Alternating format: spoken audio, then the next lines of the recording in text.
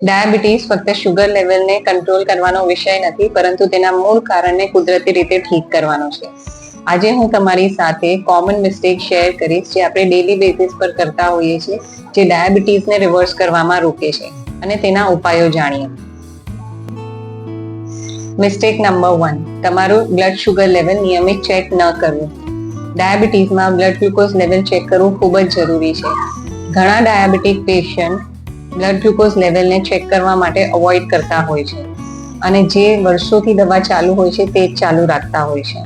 માટે જો તમે ડાયાબિટીક પેશન્ટ હો તો અઠવાડિયામાં 1 થી 2 વાર બ્લડ ગ્લુકોઝ લેવલ ગ્લુકોમીટરથી ઘરે જ તમે ચેક કરી શકો છો, જેથી તમારી ઈટિંગ હેબિટ્સ અને બીજી આદતને ચેન્જ કરવામાં સમજ પડે. અને જો તમે નોન ડાયાબિટીક પેશન્ટ હો તો તમે દર 3 મહિને બ્લડ ગ્લુકોઝ લેવલ ચેક કરી શકો છો. મિસ્ટેક નંબર 2, ફિઝિકલ એક્ટિવિટી નિયમિત ન કરવી અને બેઠાડું જીવન જીવવું. ડાયાબિટીસમાં ખાવા પીવાની આદત સાથે ફિઝિકલ એક્ટિવિટી પણ ખૂબ જ અગત્યની છે. જ્યારે તમે એક્સરસાઇઝ કરો છો ત્યારે તમારા મસલ્સ એનર્જી માટે ગ્લુકોઝનો યુઝ કરે છે, અને તેનાથી બ્લડમાં શુગરનું લેવલ ઓછું થાય છે, અને તમારા સેલ્સ ઇન્સ્યુલિનને સારી રીતે રિસ્પોન્ડ કરે છે.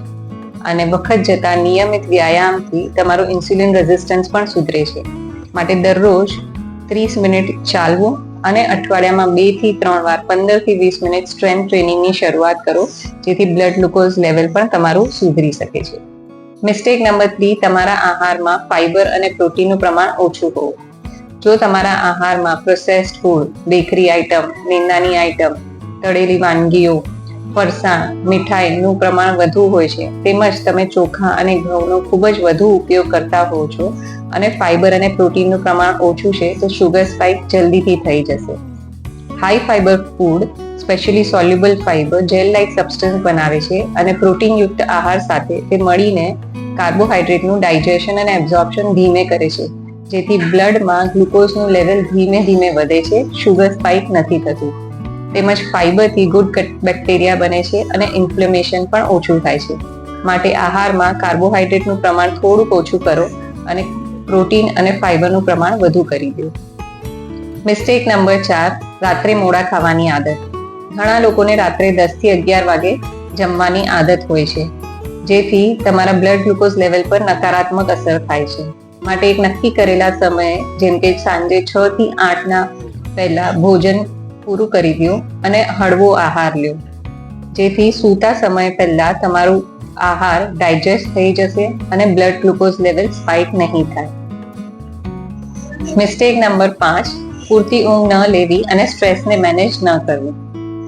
શરીરને પૂરતી ઊંઘ નથી મળતી તો કોર્ટિસોલ લેવલ વધી જાય છે, અને તે બ્લડ ગ્લુકોઝ લેવલને વધારવામાં મદદ કરે છે.